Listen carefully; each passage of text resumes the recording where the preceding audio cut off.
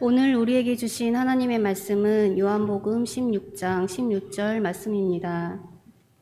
오늘 우리에게 주신 하나님의 말씀은 요한복음 16장 16절부터 24절까지의 말씀입니다. 이제 제가 하나님의 말씀을 봉독합니다. 하나님의 말씀을 보면서 들으십시오. 조금 있으면 너희가 나를 보지 못하겠고 또 조금 있으면 나를 보리라 하시니 제자 중에서 서로 말하되 우리에게 말씀하신 바 조금 있으면 나를 보지 못하겠고 또 조금 있으면 나를 보리라 하시며 또 내가 아버지께로 가미라 하신 것이 무슨 말씀이냐 하고 또 말하되 조금 있으면이라 하신 말씀이 무슨 말씀이냐 무엇을 말씀하시는지 알지 못하노라 하거늘 예수께서 그 묻고자 함을 아시고 이르시되 내 말이 조금 있으면 나를 보지 못하겠고 또 조금 있으면 나를 보리라 하므로 서로 문의하느냐. 내가 진실로 진실로 너희에게 이르노니 너희는 곡하고 애통하겠으나 세상은 기뻐하리라. 너희는 근심하겠으나 너희 근심이 도리어 기쁨이 되리라. 여자가 해산하게 되면 그때가 이르렀으므로 근심하나 아기를 낳으면 세상에 사람 난 기쁨으로 말미암아 그 고통을 다시 기억하지 아니하느니라. 지금은 너희가 근심하나 내가 다시 너희를 보리니 너희 마음이 기쁠 것이요 너희 기쁨을 빼앗을 자가 없으리라. 그 날에는 너희가 아무것도 내게 묻지 아니하리라. 내가 진실로 진실로 너희에게 이르노니 너희가 무엇이든지 아버지께 구하는 것을 내 이름으로 주시리라. 지금까지는 너희가 내 이름으로 아무것도 구하지 아니하였으나 구하라 그리하면 받으리니 너희 기쁨이 충만하리라. 아멘. 아멘. 이 말씀은 오늘 우리에게 주신 하나님의 말씀입니다. 하나님께서 오늘도 이 말씀을 통하여 우리에게 은혜 주시기를 원합니다. 아멘. 오늘 2023년도 첫날이며 첫 주일입니다.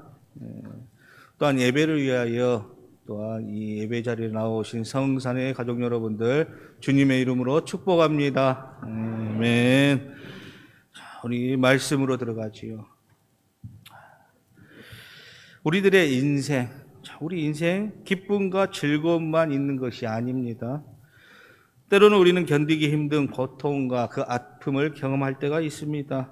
또한 가슴을 치며 울부짖을 수밖에 없는 그 슬픔을 경험하면서 살아갈 때도 있지요. 내 평생의 꿈과 소망이 좌절되었을 때, 또한 인간관계에 금이 생겼을 때에, 또한 나에게 억울한 일이 생겼을 때, 또한 내가 믿었던 그 누군가에게 배신을 당했을 때, 인생의 실패를 경험할 때, 나의 가장 소중한 것들을 잃어버렸을 때에 우리는 아픔과 눈물을 경험합니다. 이러한 고통과 아픔을 경험할 때에 우리들은 말할 수 없을 정도로 큰 낙심과 슬픔에 빠지게 되고 인생을 비관하게 됩니다.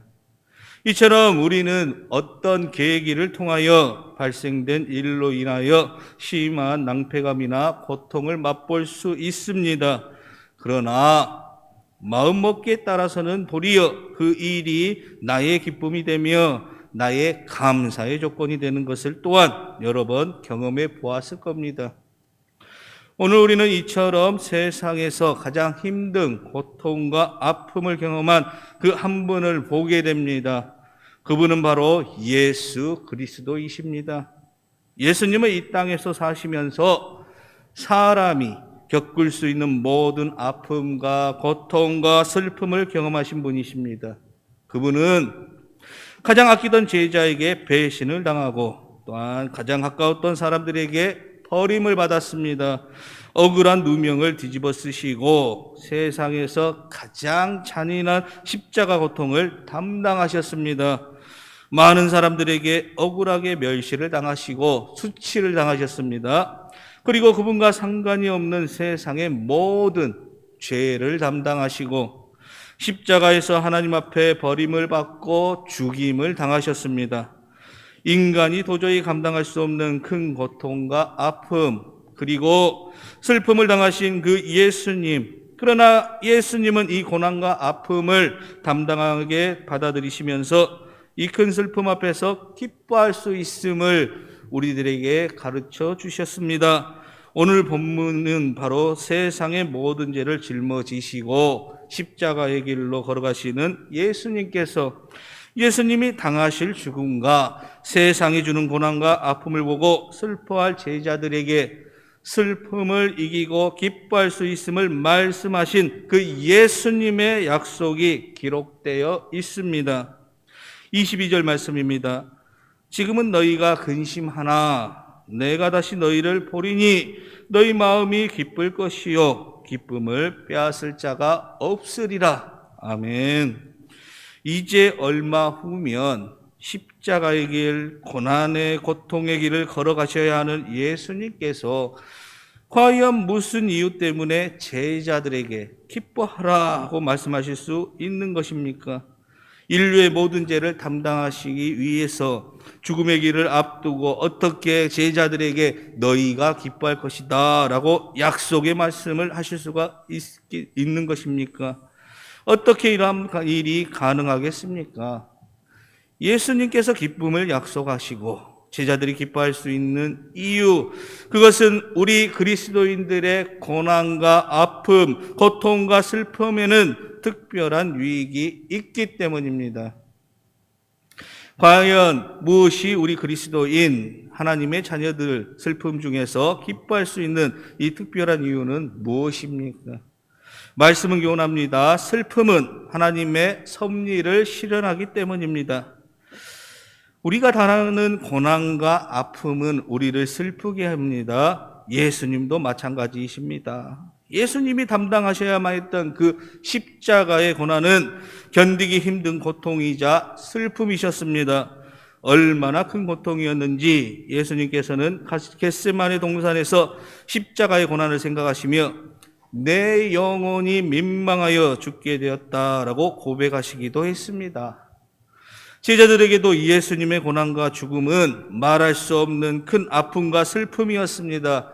예수님은 그분의 제자들이 예수님의 죽음으로 인해서 얼마나 고통스러워할 것을, 그래서 본문에 보면 너희가 곡하고 애통할 것이요 근심하게 될 것이라고 말씀하십니다. 그러나 예수님은 자신과 제자들이 이 슬픔에 빠지지 않고 이 고통과 아픔을 극복하고 마침내 기뻐하게 될 것이다 라고 약속을 하십니다. 그런데 무엇으로 우리 주님은 이런 큰 슬픔의 극복을 약속할 수 있었습니까? 그것은 바로 하나님의 뜻과 섭리에 대한 확신이 있었기 때문입니다. 이 다가오는 십자가의 고통과 슬픔이 하나님의 뜻이 계신 것을 알고 믿으셨던 겁니다. 그래서 예수님께서는 그 십자가를 지시기 전에 겟세마네 동산에서 밤새 깊도록 내 뜻대로 하지 마옵시고 하나님 아버지의 뜻대로 하옵소서라고 기도하실 수 있었습니다.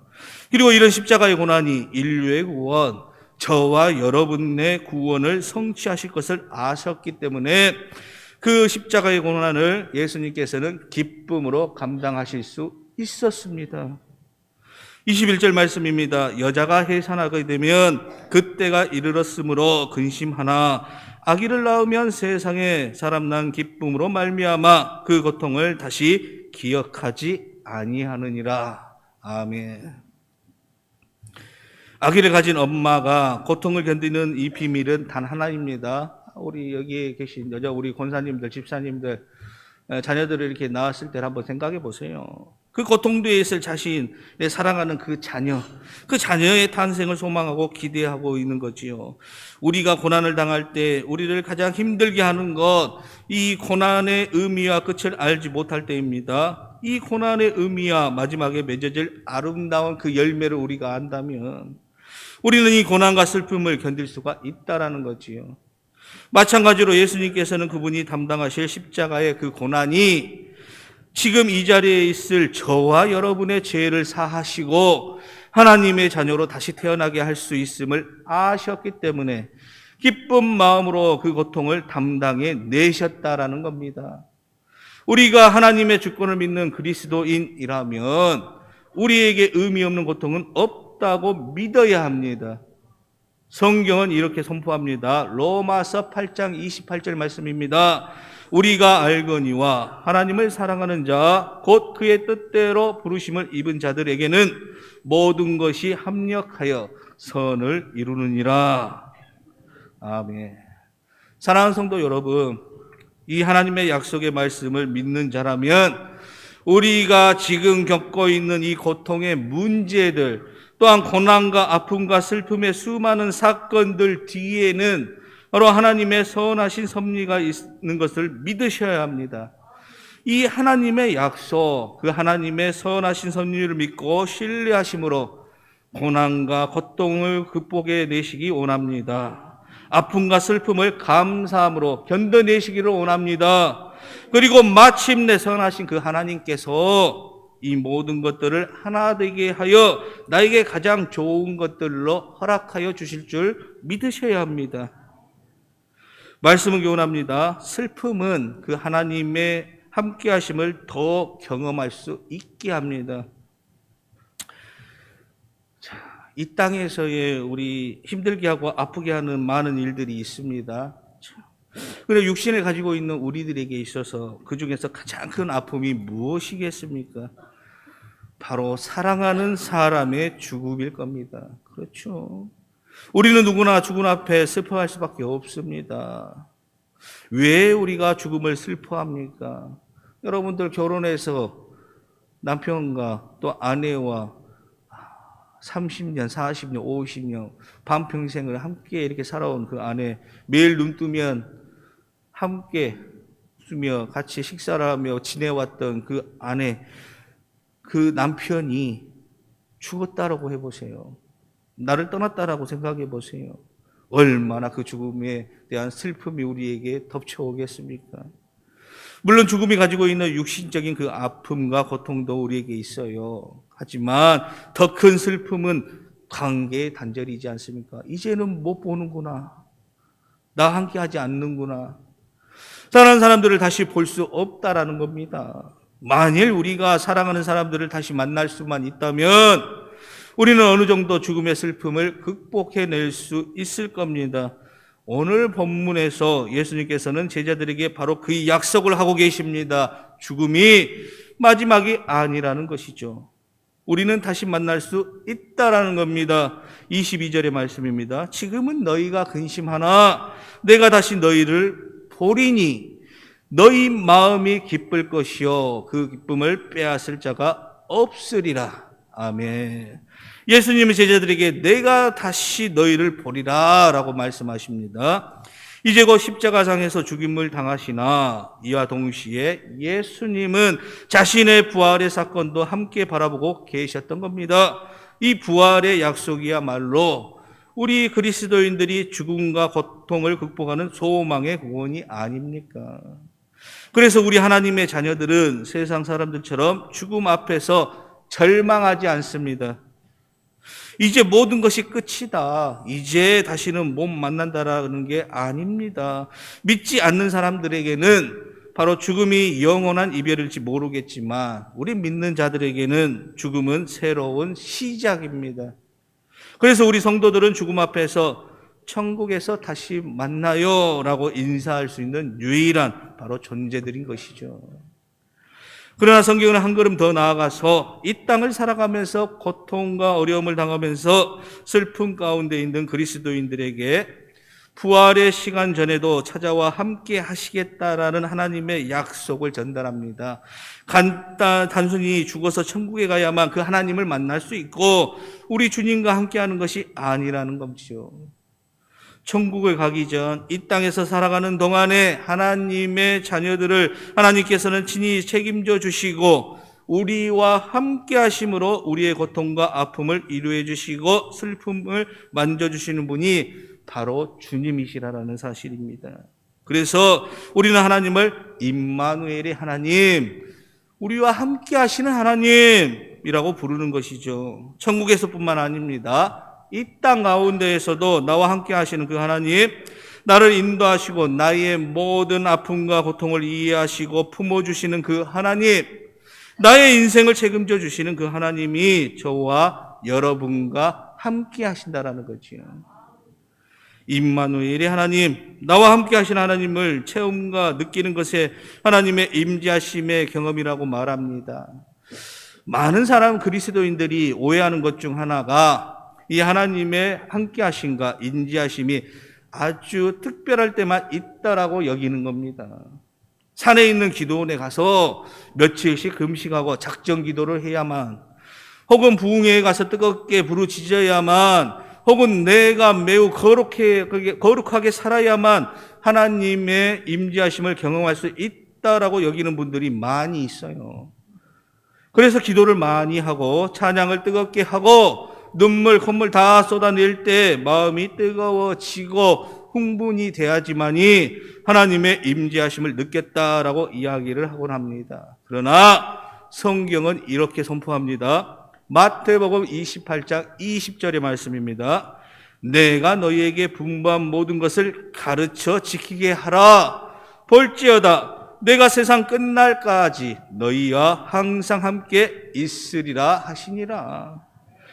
성경은 우리가 하나님을 위해서 무엇인가 열심히 했기 때문에 우리와 함께 하신다라고 이야기하시는 것이 아니라, 우리가 하나님의 자녀이기 때문에, 예수님이 그분의 핏값으로 산 당신의 백성들이기 때문에 우리와 영원히 함께 하신다라고 말씀하셨습니다.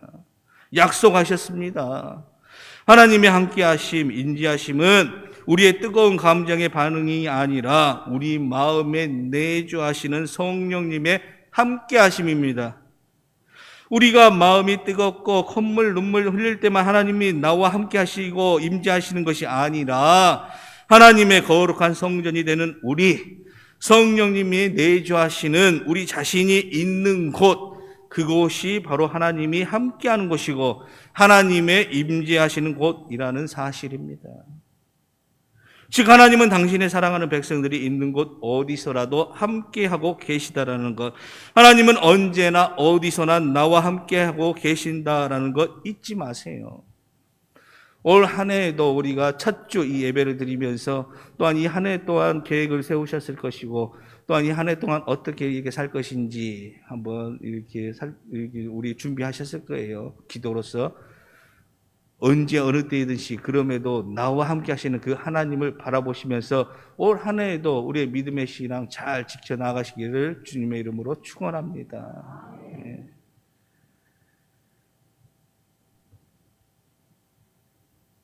하나님의 영이신 성령님이 저와 여러분들의 삶 가운데 언제나 함께하고 계신다는 것, 그랬을 때 우리는 어떻습니까? 우리의 고난과 슬픔도 견뎌낼 수 있다는 것. 왜?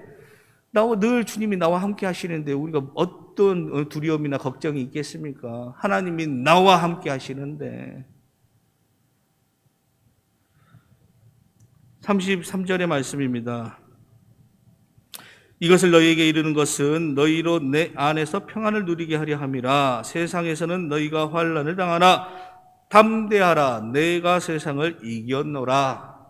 사랑하는 성도 여러분, 하늘에 계신 우리 아버지, 나를 지으시고 우주 만물을 지으시고 통치하시는 그 하나님 아버지께서 우리와 함께 하신다면 무엇이 두렵겠습니까?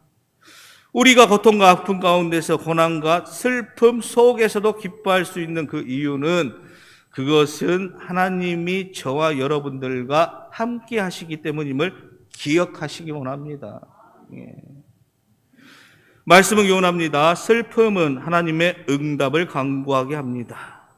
자, 오늘 우리 본문 말씀 23절과 24절 말씀입니다. 우리 함께 읽어보도록 하지요. 그날에는 너희가 아무것도 내게 묻지 아니하리라. 내가 진실로 진실로 너희에게 이르노니 너희가 무엇이든지 아버지께 구하는 것을 내 이름으로 주시리라. 지금까지는 너희가 내 이름으로 아무것도 구하지 아니하였으나 구하라. 그리하면 받으리니 너희 기쁨이 충만하리라. 아멘. 여기에서 말하는 그날, 우리 예수님이 죽음을 이기고 부활 승천하셔서 성령님께서 임하신 날을 가리킵니다. 그런데 이 부활의 날을 우리에게 적용해 보면 그것은 우리가 살아계신 그 주님, 그분만이 나의 소망임을 깨닫고 그분에게 나아간 그날을 가리킨다라고 볼 수가 있습니다. 우리가 예수님을 나의 구주로 믿고 영접하던 그날, 우리는 예수님의 이름으로 기도를 시작합니다. 우리가 말할 수 없는 고통과 슬픔을 당한다면 우리는 두 종류의 선택을 할 수가 있습니다. 하나는 낙심하면서 절망하는 것이고, 또 하나는 기도하는 방법입니다. 우리가 예수님을 나의 구주로 믿는 사람이라면 우리는 이 고통과 슬픔 속에서도 당연히 기도해야 할 겁니다.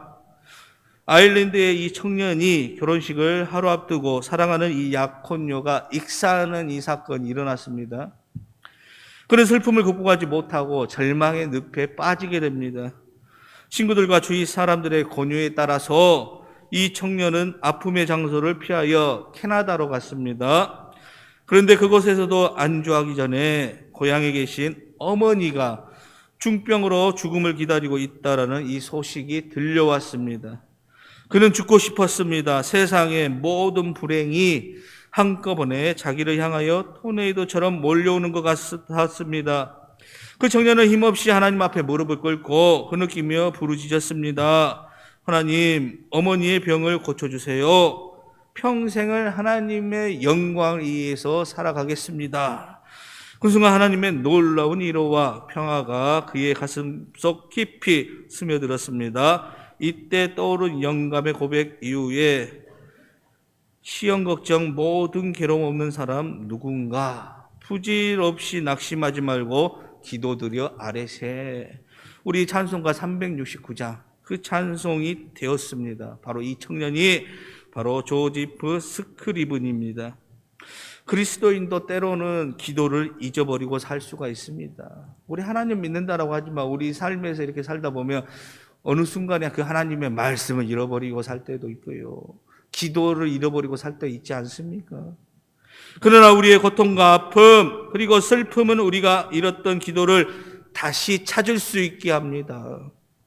우리는 무릎 꿇고 예수님의 이름으로 다시 기도를 시작합니다. 그리고 마침내 그 기도 가운데 하나님께 더 가까이 나아갈 수 있게 됩니다. 이 땅에서 믿음으로 승리할 수 있는 그 능력을 얻게 됩니다. 말씀을 맺겠습니다. 오늘 우리는 요한복음 16장의 말씀을 통하여 우리 성도의 슬픔 중에 나중에 얻는 특별한 유익에 대해서 말씀을 나누었습니다.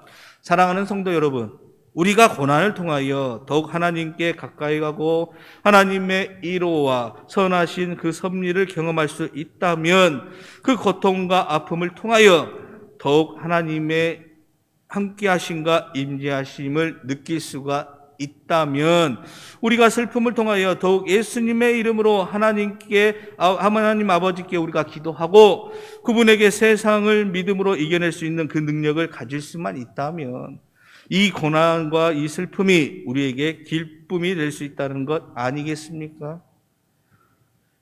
비록 우리가 이 땅에서 살면서 감당하기 힘든 고통과 그 아픔, 고난과 슬픔이 우리의 마음을 무겁게 짓누르고 힘들게 할 때도 있겠지만 우리 예수님의 그 약속을 붙들고 앞으로 나아가시기 원합니다. 우리의 모든 죄를 담당하시고 십자가에서 죽으신 그 예수님, 우리와 영원히 함께 하시기 위해서 다시 부활하신 그 예수님 앞에 우리의 모든 슬픔을 내려놓고 기도하시기를 원합니다. 그 순간 나를 위로하시고 나를 격려하시는 그분이 함께 하심을 기뻐하시기 원합니다. 그리고 기도할 때마다 나에게 세상을 이길 수 있는 믿음의 능력을 주시는 그 주님의 은혜와 그 사랑에 감사하시면서 어떠한 상황 가운데서도 하나님 앞에 감사와 기쁨으로 믿음의 삶을 살 수 있는 저와 여러분이 되시기를 주님의 이름으로 축원합니다. 아멘. 기도하시겠습니다. 하나님, 연약한 육신을 가지고 있는 우리, 이 땅에서 살아가면서 우리에게 있어서 감당하기 힘든 고통과 아픔, 고난과 슬픔들이 있습니다. 또한 그것들로 인해서 우리의 마음을 무겁게 짓누르게 하면서 우리의 믿음의 신앙생활을 방해하는 요소들이기도 하지요. 하지만 그러한 것들로 인해서 무너지는 것이 아니라 우리 예수님의 약속을 붙들고 믿음으로 앞으로 나아가는 이 한 해가 되게 하여 주옵소서.